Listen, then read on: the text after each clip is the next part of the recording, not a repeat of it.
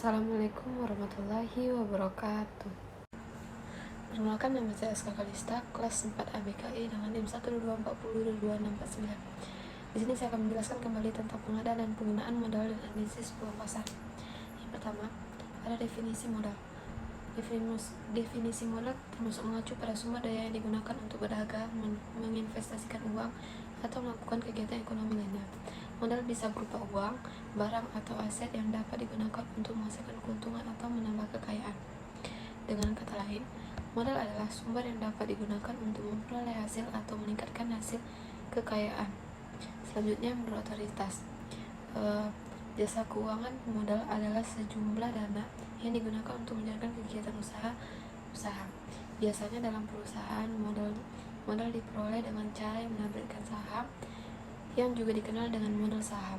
Dengan kata lain, modal merupakan sumber dana yang diperlukan untuk memulai atau menjalankan operasi perusahaan yang biasanya didapatkan melalui perjualan saham kepada para pemegang saham. Selanjutnya, apa sih itu modal? Modal adalah jumlah dana atau aset yang digunakan untuk memulai atau mengoperasikan suatu usaha atau kegiatan ekonomi. Dalam bisnis, modal bisa berupa uang tunai, properti, peralatan, atau sumber daya lainnya yang diperlukan untuk memulai dan menjelaskan operasi bisnis. Sebagai contoh yang berbeda, jika seseorang orang ingin membuka usaha kafe, mereka membutuhkan modal untuk menyewa tempat, membeli peralatan dapur, membeli bahan baku, membayar gaji karyawan, dan menutup biaya operasi lainnya. Dengan kata lain, modal ada investasi awal yang diperlukan untuk membangun dan mengelola bisnis dengan harapan mendapatkan keuntungan di masa depan. Selanjutnya, modal memiliki beberapa manfaat bagi usaha. Antara lain, yang pertama ada sewa tempat. Modal digunakan untuk membayar biaya sewa tempat seperti ruko atau gedung yang diperlukan sebagai lokasi operasi usaha. Tempat ini akan menjadi basis dari usaha yang dijalankan dan akan menjadi tempat yang menghasilkan keuntungan. Yang kedua, ada membeli bahan produksi. Modal digunakan untuk membeli bahan-bahan produksi yang diperlukan untuk membuat atau menyediakan produk atau layanan yang ditawarkan oleh usaha. Tanpa modal, usaha sulit untuk memperoleh bahan produksi yang diperlukan untuk menjalankan operasi usaha. Yang ketiga, ada gaji karyawan. Pada tahap awal menjalankan usaha, modal juga digunakan untuk membayar gaji karyawan. Karyawan adalah bagian penting dari operasi usaha, dan membayar gaji mereka merupakan salah satu penggunaan modal yang penting untuk menjaga kelancaran operasi dan produktivitas usaha. Selanjutnya, ada beberapa cara untuk mencari dan mendapatkan modal usaha. Yang pertama, ada tabungan pribadi. Menggunakan tabungan pribadi sebagai modal usaha adalah cara yang umum dilakukan. Ini melibatkan penggunaan uang yang telah disimpan dari penghasilan pribadi untuk melalui atau mengembangkan usaha. Yang kedua, meminjam dari orang yang terdekat. Meminjam uang dari keluarga atau teman dekat adalah opsi lain untuk mendapatkan modal usaha. Namun penting untuk membuat kesepakatan yang jelas dan terperinci tentang pengembalian dana agar tidak menimbulkan konflik di kemudian hari. Yang ketiga, ada menjual aset. Jika memiliki aset yang tidak terpakai atau tidak diperlukan, seperti kendaraan atau peralatan rumah tangga, menjual bisa menjadi sumber modal untuk usaha. Yang keempat, ada bersamarkan bisnis. Bermitra dengan orang lain yang memiliki modal atau keterampilan yang relevan juga dapat menjadi cara untuk mendapatkan modal usaha. Ini dapat dilakukan dengan mendirikan usaha bersama atau menjalin kemitraan. Yang kelima, meminjam di bank. Mendapatkan pinjaman dari bank atau lembaga keuangan merupakan cara yang umum digunakan untuk mendapatkan modal usaha. Pinjaman ini biasanya memerlukan jaminan dan pembayaran bunga tertentu. Yang keenam, berasal dari konsumen. Meminta pembayaran di muka dari konsumen atau pelanggan potensial sebelum produk atau layanan disediakan adalah cara lain untuk mendapatkan modal usaha. Ini dikenal sebagai sistem pre-order atau PO. Yang keenam, ada suntik. Yang ketujuh, ada suntik dana investor. Mencari investor yang bersedia menyuntikkan dana ke dalam usaha adalah cara lain untuk mendapatkan modal. Ini berupa investor individu, perusahaan modal, ventura, atau platform crowdfunding. Setiap cara memiliki kelebihan dan risiko masing-masing. Oleh karena itu, penting untuk mempertimbangkan pertimbangkan dengan cermat sebelum memilih cara yang paling sesuai dengan kebutuhan dan situasi usaha Anda. Selanjutnya ada beberapa kesalahan sederhana dalam mengelola modal usaha. Yang pertama, pekerjaan terlalu banyak orang karyawan tanpa pertimbangan yang matang dapat mengakibatkan biaya operasional yang tidak efisien. Ini dapat menguras modal usaha dan menyebabkan ketidakseimbangan antara pengeluaran dan pendapatan. Yang kedua, tidak ada mengembangkan potensi karyawan. Mengabaikan pengembangan karyawan dapat mengakibatkan kurangnya motivasi dan kinerja yang kurang optimal. Sebagai modal usaha yang berharga, karyawan perlu diberdayakan dan diberikan pelatihan serta kesempatan untuk berkembang. Yang ketiga, menggunakan uang perusahaan untuk keperluan pribadi. Menggunakan dana perusahaan untuk keperluan pribadi adalah kesalahan serius yang dapat merusak kesehatan uang usaha. Ini dapat mengganggu arus kas dan menyebabkan masalah hukum serta mengurangi kepercayaan investor dan mitra bisnis. Yang keempat, tidak memiliki kas yang cukup.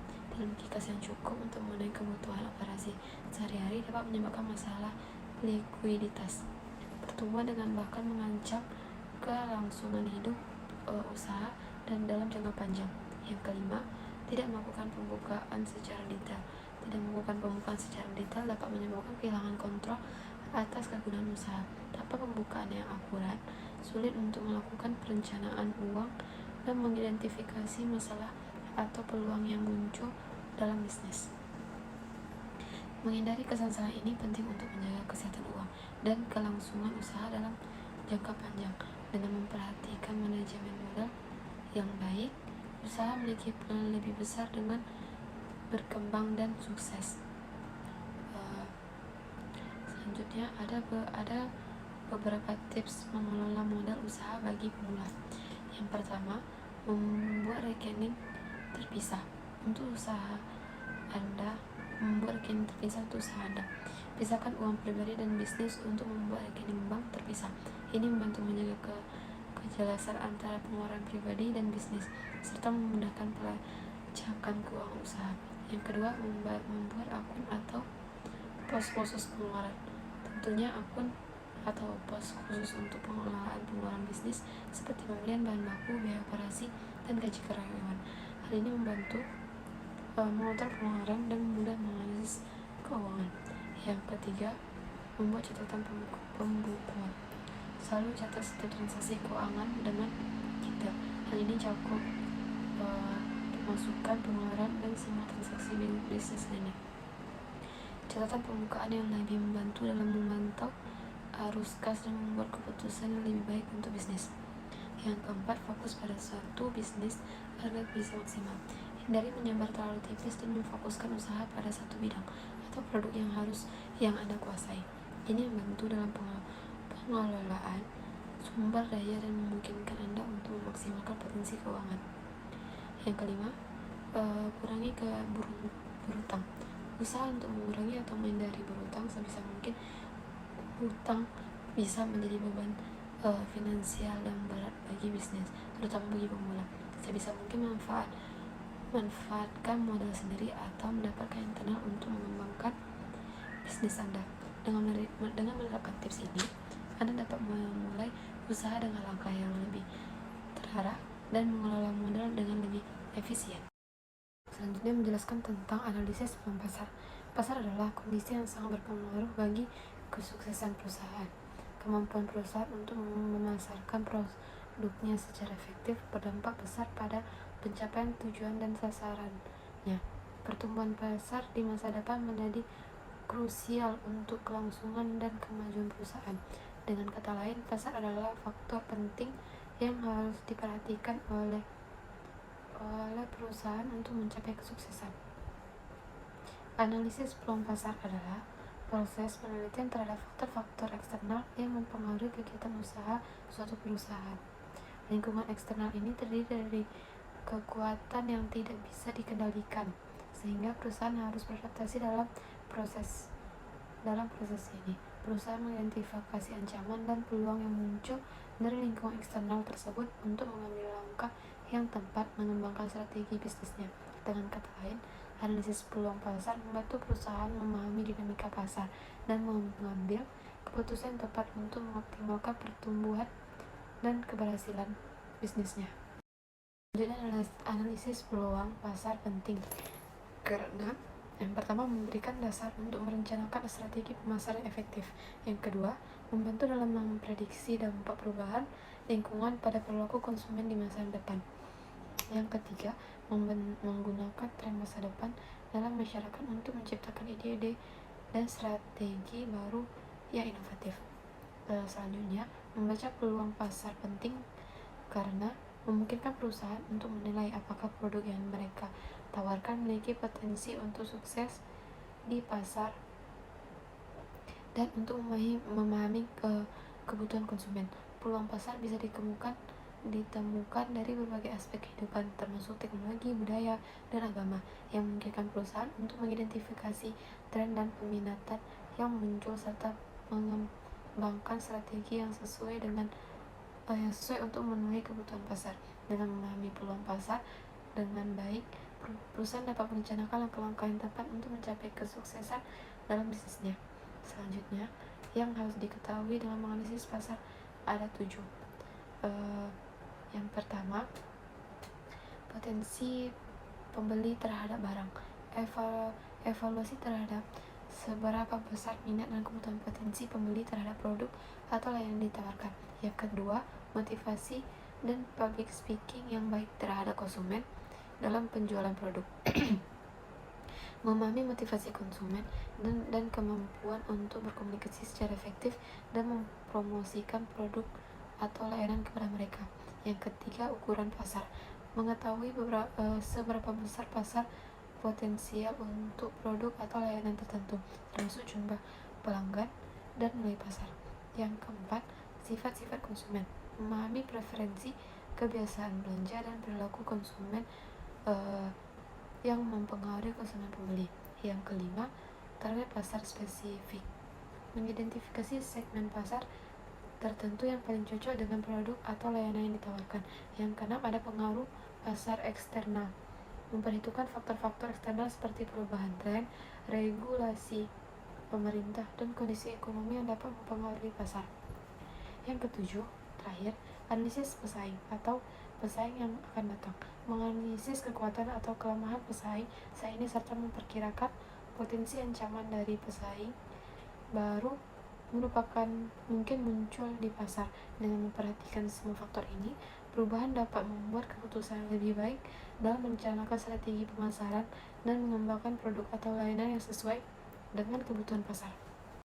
Faktor-faktor dalam analisis peluang pasar. Yang pertama, analisis lingkungan dan pesaing. Memeriksa kondisi eksternal dan memahami pesaing dalam pasar, mengidentifikasi peluang dan ancaman mungkin mempengaruhi bisnis. Yang kedua, analisis pelanggan. Memahami kebutuhan preferensi dan perilaku konsumen untuk mengetahui bagaimana produk atau layanan yang dapat memenuhi kebutuhan mereka. Yang ketiga, segmentasi pasar. Membagi pasar menjadi segmen-segmen yang lebih kecil berdasarkan karakteristik seperti demografi, perilaku, atau kebutuhan untuk menargetkan pasar dengan lebih efektif dan menyediakan solusi yang sesuai. Selanjutnya ada analisis lingkungan dan pesaing. Yang pertama, yaitu ada memantau dan menganalisis tren dalam lingkungan ekonomi dan sosial. Hal ini penting untuk memahami peluang dan tantangan jangka panjang yang mungkin mempengaruhi bisnis. Misalnya, perubahan dalam kebijakan pemerintah, tren konsumen, atau kondisi pasar global. Yang kedua, ada dinamika industri dan perubahan strategi. Memahami bagaimana industri bergerak dan berkembang serta perubahan strategi pesaing. Ini membantu dalam mengantisipasi perubahan pasar dan menyesuaikan strategi bisnis. Yang ketiga, dinamika pesaing dari industri. Mengamati bagaimana pesaing di industri perubahan berubah seiring waktu, terutama saat produk atau industri bergerak melalui tahap-tahap daur hidupnya. Ini membantu dalam memahami perilaku pembelian konsumen dan menyesuaikan strategi pemasarannya. Sekian penjelasan yang saya dapat sampaikan. Apabila ada salah kata atau kekurangan, mohon dimaafkan. Assalamualaikum warahmatullahi wabarakatuh.